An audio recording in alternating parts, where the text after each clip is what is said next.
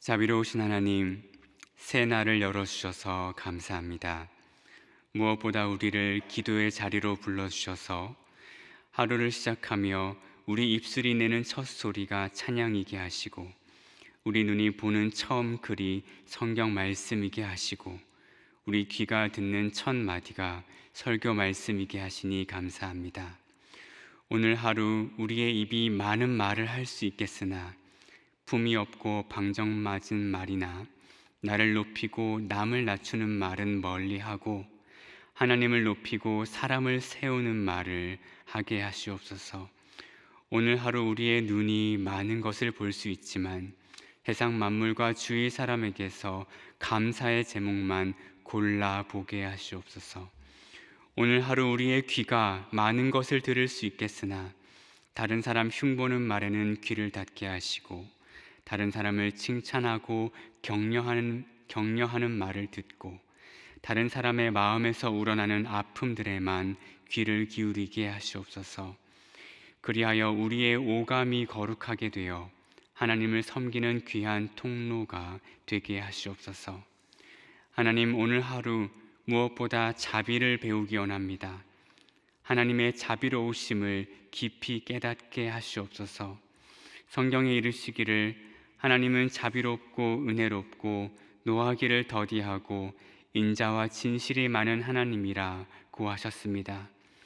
우리는 입버릇처럼 고백하기를 하나님은 자비로우시다라고 하지만 우리가 정말로 하나님을 자비로 인식하고 믿으며 사는지 점검하고 돌아보지 않을 수 없습니다. 어쩌면 우리는 하나님을 저 멀리서 우리를 감시하다가 우리가 무엇을 실수하면 그제서야 나타나 벌을 주는 엄혹한 감시관으로 생각하는지도 모르겠습니다. 하나님을 자비로우신 분으로 고백하면서도 우리는 하나님께서 만드신 나 자신을 모질게 대합니다. 봉사와 헌신이라는 미명 아래 나의 마음을 돌아보지 않고 나를 극한으로 밀어붙일 때가 많습니다. 우리는 하나님께서 자비로우시다고 고백하면서도 하나님께서 우리 곁에 두신 이웃을 모질게 대하기도 합니다. 이웃의 연약함을 너그럽게 넘기지 못하고 그의 부족한 면을 악착같이 찾아내어 지적하면서 나의 우월함을 드러내기도 합니다. 우리는 공경에 처한 이웃에게 호혜를 베풀며 지원을 아끼지 않기는커녕 저 사람들에게 무슨 자격이 있어서 사회적 재화를 퍼부어 주느냐고 날선 비판을 퍼붓습니다. 그러나 예수님께서 말씀하시기를 하나님께서는 그 해를 악인과 선인에게 비추시며 비를 의로운 자와 불의한 자에게 내려주신다고 하셨습니다. 우리의 기준에서는 악인이고 선인이고 의롭고 불의하지만 하나님의 기준에서는 모두가 하나님의 자녀입니다. 하나님에게는 의붓자식이 없습니다. 이 아침 하나님의 거침없는 자비에 우리의 눈을 뜨게 하시옵소서.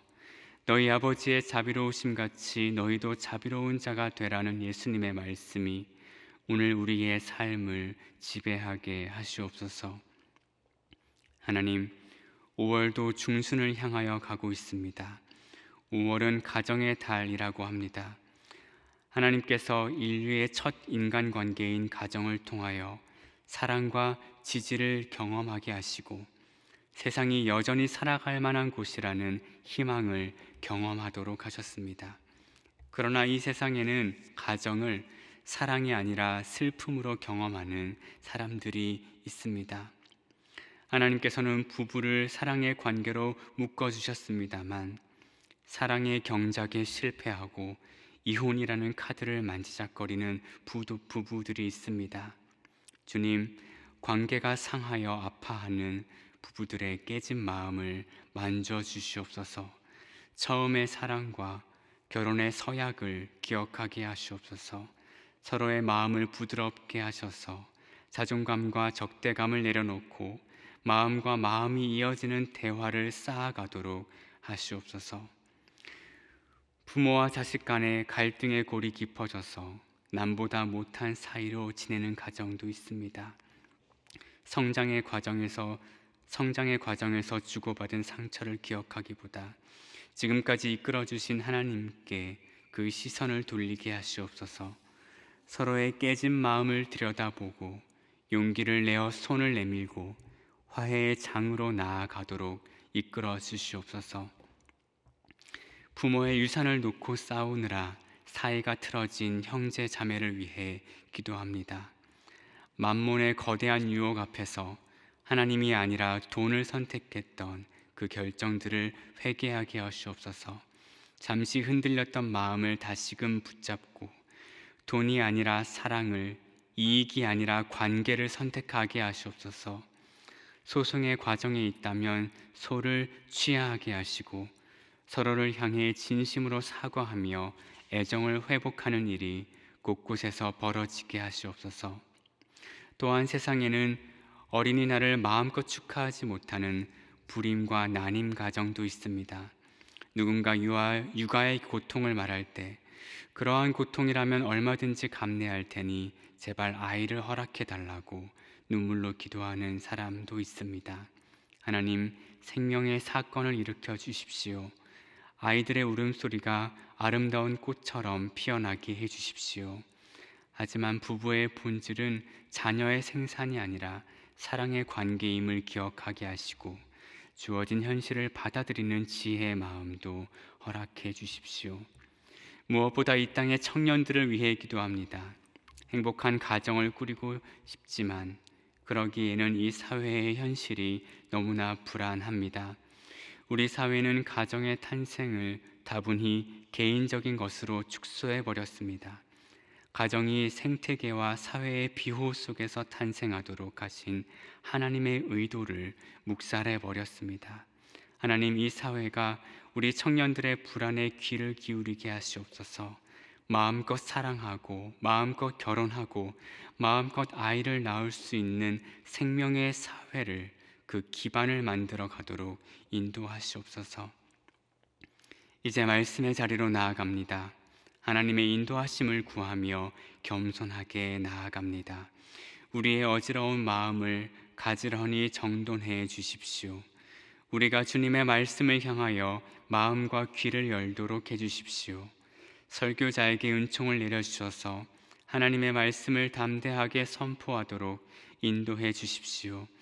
듣는 우리 모두를 붙들어 주셔서 나 홀로 은혜 받는 것이 아니라 우리 다 함께 은혜를 경험하도록 인도해 주시옵소서. 머리로 깨닫고 마음으로 받아들이되 거기서 멈추지 않고 손과 발과 심장으로 실천하게 해주시옵소서. 우리를 날마다 새롭게 빚으시려는 하나님의 손길을 기쁘게 받아들이는 마음과 태도의 겸손함을 허락해 주시옵소서. 우리 주 예수 그리스도의 이름으로 기도합니다. 아멘. 이 아침 하나님께서 우리에게 주시는 말씀은 구약성경 에스겔 47장 13절에서 23절 끝절까지입니다. 우리 말씀을 한 목소리로 받들어 읽겠습니다. 주 여호와께서 이같이 말씀하셨느니라. 너희는 이 경계선대로 이스라엘 12지파에게 이 땅을 나누어 기업이 되게 하되 요셉에게는 두 몫이니라. 내가 옛적에 내 손을 들어 맹세하여 이 땅을 너희 조상들에게 주겠다고 하였나니 너희는 공평하게 나누어 기업을 삼으라. 이 땅이 너희의 기업이 되리라. 이 땅 경계선은 이러하니라. 북쪽은 대해에서 헤들론 길을 거쳐 스닷 어귀까지니 곧 하만과 브로다며 다메섹 경계선과 하맛 경계선 사이에 있는 시브라임과 하우란 경계선 곁에 있는 하셀핫디곤이라. 그 경계선이 바다에서부터 다메섹 경계선에 있는 하살 에논까지요. 그 경계선이 또 북쪽 끝에 있는 하맛 경계선에 이르렀나니 이는 그 북쪽이요. 동쪽은 하우란과 다메섹과 및 길르앗과 이스라엘 땅 사이에 있는 요단강이니 북쪽 경계선에서부터 동쪽 바다까지 측량하라. 이는 그 동쪽이요. 남쪽은 다말에서부터 물이 봇 가데스 물에 이르고 애굽 시내를 따라 대해에 이르나니 이는 그 남쪽이요. 서쪽은 대해라. 남쪽 경계선에서부터 맞은쪽 하맛 어귀까지 이르나니 이는 그 서쪽이니라. 그런즉 너희가 이스라엘 모든 지파대로 이 땅을 나누어 차지하라. 너희는 이 땅을 나누되 제비를 뽑아 너희와 너희 가운데 머물러 사는 타국인 곧 너희 가운데에서 자녀를 낳은 자의 기업이 되게 할지니 너희는 그 타국인을 본토에서 난 이스라엘 족속같이 여기고 그들도 이스라엘 지파 중에서 너희와 함께 기업을 얻게 하되 타국인이 머물러 사는 그 지파에서 그 지업을 줄지니라. 주 여호와의 말씀이니라. 아멘.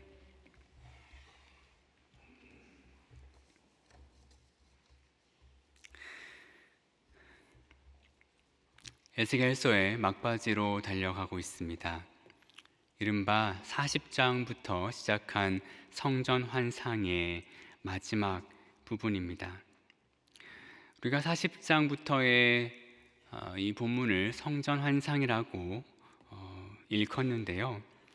그러나 이 후반부의 구절들을 생각하면 성전 환상이라는 표현은 조금 작다고 말할 수 있겠습니다.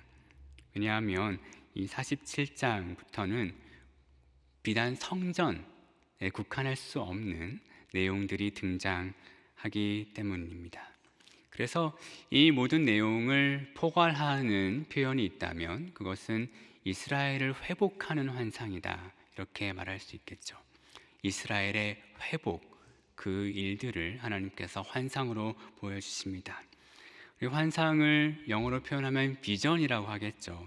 미리 보여주시는 건데 단지 그냥 미리 보여주는 어떤 예언과 같은 것이 아니라 마땅히 그러해야 하는 실제를 미리 보여주고 거기에다가 다가오는 미래를 맞춰라, 이렇게 말씀하고 계시죠.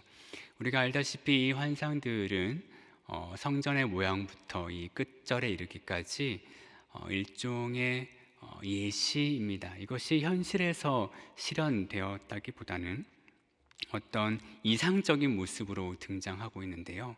이 이상에 현실을 맞춰야 한다고 이렇게 말씀하고 계시죠. 40장부터 시작되는 그 환상의 내용들을 여러분 한번 쭉 복기해 보시겠습니까? 먼저 성전 환상이 이어지죠. 성전의 모습들을 이렇게 줄과 자로 재어서 그 구획별로 그 모습들이 어떠해야 하는지 말씀해 주고 있습니다. 그 다음에 그 성전 안에서 이루어져야 할 일들을 말씀하시죠. 제사의 규례를 말씀하십니다. 그리고 이어서 제사장이 할 일을 말씀하시고, 그리고 이어서는 통치자가 할 일도 하나님께서 말씀하십니다. 그리고 절기를 지켜야 하는 그런 내용들이 나오죠. 그리고 47장부터는 그 성전에서 흘러나온 물에 대한 환상인데요. 그 물이 어디로 흘러가서 어떤 일을 일으켰습니까? 온갖 생명들을 살려냈죠. 그 바다의 고기가 풍성하게 했고 그것으로 인해서 사람들이 풍족한 삶을 누리도록 했습니다. 그러니까 47장은 생태계의 회복입니다. 그리고 이제 48장에 가서 땅의 분배, 47장에 이르러서 땅의 분배를 말씀하고 있죠. 그러니까 이 모든 것들이 성전으로 시작했지만 지금 땅의 분배로 끝나고 있습니다. 그래서 이스라엘이 어떤 모양으로 회복돼야 할지를 말씀해 주시죠. 이 회복의 일이 참 흥미롭습니다. 어떤 사회가 완전히 그 토대로부터 무너졌을 때 어떻게 회복해야 할 것인가? 성경은 이렇게 말하죠. 먼저 외적 토대를 세운다. 그 외적 토대 중에서도 정신의 중심이 되는 그 건물의 외적 토대를 세웁니다. 그것이 성경에서는 성전이죠. 성전이라는 정신의 중심이 되는 외적 토대를 세우고 그 성전 안에서의 기능이 제대로 돌아가게 만듭니다. 이 제대로 돌아간다는 게 무슨 뜻일까요? 에스겔 44장에 보면 제사장들이 해야 하는 일을 이렇게 기록한 부분을 기억하실 겁니다. 내 백성에게 거룩한 것과 속된 것의 구별을 가르치며 부정한 것과 정한 것을 분별하게 할 것이며 송사하는 일을 재판하되 내 규례대로 재판할 것이며 내 모든 정한 절기에는 내 법도와 율례를 지킬 것이며 또 내 안식일을 거룩하게 하며. 이것이 제사장들이 해야 하는데요, 이것이 이스라엘의 회복과 어떤 상관관계일까요? 정신이 중심이 되는 외적 토대를 세웠다면 그 안에 내적 정신을 다져야 합니다. 어떤 한 사회가 바로 서기 위해서는 물적인 토대도 필요하지만 그 물적인 토대 안에서 이루어지는 일들이 무언가를 구별할 수 있어야 합니다. 그 구별은 거룩한 것과 속된 것을 구별할 수 있어야 되죠. 선과 악을 구별할 수 있어야 됩니다. 정의와 불의를 구별할 수 있어야 됩니다. 이스라엘의 제사장들과 통치자들이 가르치고 행하는 일이 바로 이것이죠. 그 사회가 선악을 구분할 수 있는가? 무엇이 거룩이고 무엇이 속된 것인지 구별할 수 있는가? 무엇이 정의이고 무엇이 불의인지 구별할 수 있는가? 이런 것들을 가르칩니다. 우리 사회는 어떻습니까? 우리 사회를 여러분 보시기에 거룩한 것과 속된 것을 구별하고 있습니까? 우리가 선과 악을 구별할 수 있습니까? 우리의 신문들에서 들리는 그런 내용들이 과연 정의와 불의를 구분하며 사는 사회처럼 여러분 보이십니까? 우리가 이 사회를 바라보면서 안타까운 심정으로 기도합니다. 하나님, 우리의 사회를 회복해 주십시오. 또 경제적으로 또 내적으로 여러 가지 방면에서 무너진 것들을 위해 기도합니다. 그럴 때 우리가 생각해야 할 부분이 바로 이 지점입니다. 사회가 회복할 때 먼저 정신이 회복되어야 합니다. 그런 점에서 우리 사회는 참 안타깝다고 말할 수 있죠. 우리 사회에 큰 정신이 어디 있습니까? 큰 정신이라고 말할 사람들이 어디에 있나요? 그리고 우리가 기독교인으로서 살아가고 있지만 우리 기독교는 우리 사회에 그런 커다란 정신에 관해서 말해주고 있습니까? 이 사회가 분별해야 될 것이 무엇인지를 우리 기독교가 가르쳐주고 있는지 우리 돌아봐야 하겠습니다. 또한 우리 교회 안에서도 과연 우리가 교회 안에서 거룩과 속된 것들을 구별하며 살고 있는지, 선과 악을 구별하고 있는지, 무엇이 올바른 일이고 무엇이 그릇된 일인지를 칼날같이 구별하며 또 지혜롭게 구별하며 살고 있는지 우리가 돌아봐야 할 것입니다. 어떤 무너진 것을 회복할 때에는 외적인 토대를 회복하고 그에 따라서 내적인 기준들을, 큰 정신들을 세워가야 한다. 이것이 성경이 가르치는 가르침입니다. 근데 그것이 끝이 아니죠.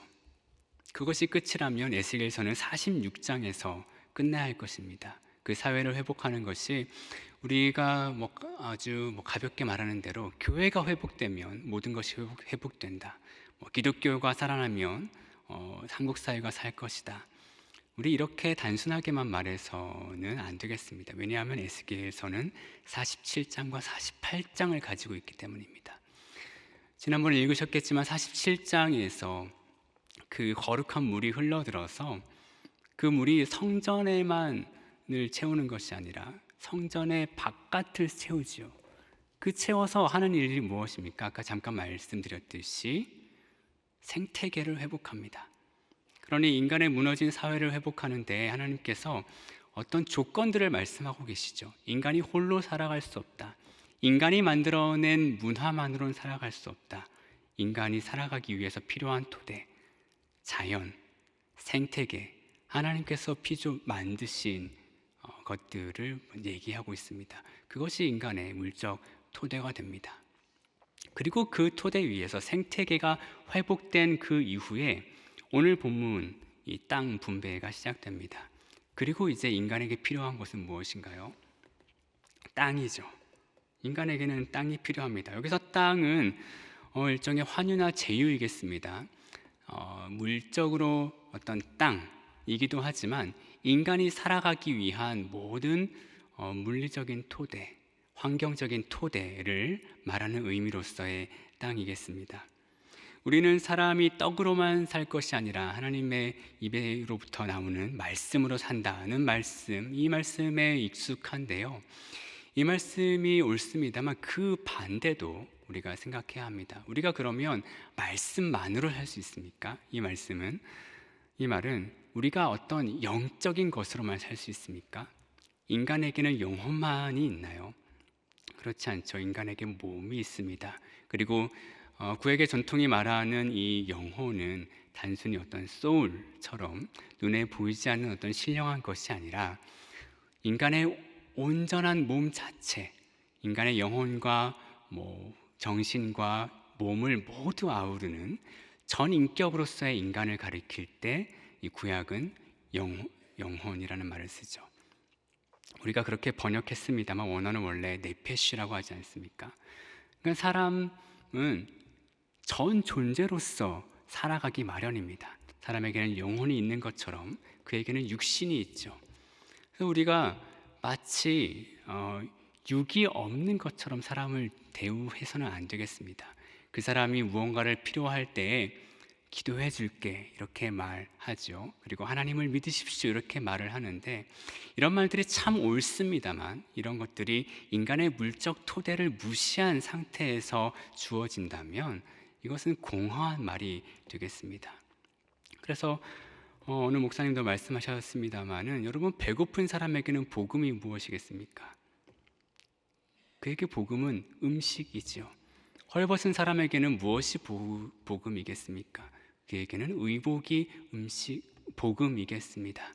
갇힌 사람에게는 그를 놓아주게 만드는 것이 그에게는 복음이겠습니다. 이것이 마태복음 25장에서 예수님께서 말씀하신 바로 그러한 맥락이죠.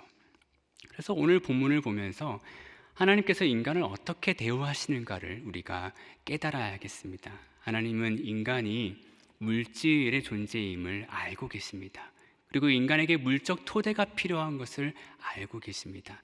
인간이 살아가기 위해서는 앞에 있는 성전의 회복도 필요하고, 성전 안에서 벌어지는 거룩의 회복도 필요하고, 제사장들의 회복, 왕들의 회복도 다 필요하지만 결국 인간에게 중요한 것이 살아가야 할 땅인 거죠.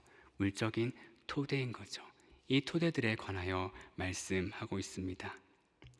그래서 에스겔에서 보면은 이 땅을 주시는 것과 하나님과의 계약이 서로 연결된 것을 볼 수 있는데, 읽으셨겠지만 36장 28절에 이런 말씀이 있습니다.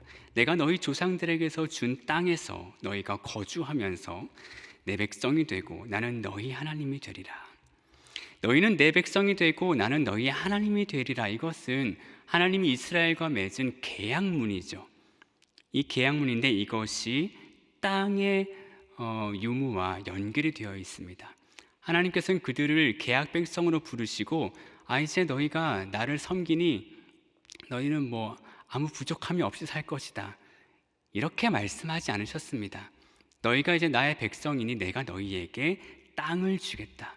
그리고 내가 너희 조상들과 계약을 맺고 땅을 주었다, 이 말씀을 하시죠. 그래서 이 에스겔에서 땅의 유무와 계약의 유무는 함께 얽히고 있습니다. 물론 우리 이 본문의 땅 분배는 아까도 잠깐 말씀드렸습니다만 이상적인 것이죠. 어떤 학자의 표현에 따르면 지리학적이고 역사적인 현실을 완전히 무시한 것처럼 보입니다. 그 학자의 말을 좀 읽어드리면 이렇게 설명을 하죠. 본문에서 이렇게 매우 도식적이고 이상주의적인 땅의 분배를 기술하면서 지정학적 현실을 무시하고 있다는 바로 그 사실이 먼 옛날의 12지파의 평등 체제로 된 통일된 민족에 대한 이상을 부활시키고자 하는 열망을 보여준다. 이상적으로 보이는 이 땅 분배가 말하는 것은 무너졌던 이스라엘 12지파를 회복하고자 하는 그 열망이 여기에 담겨 있다는 것입니다. 근데 이 지파의 회복은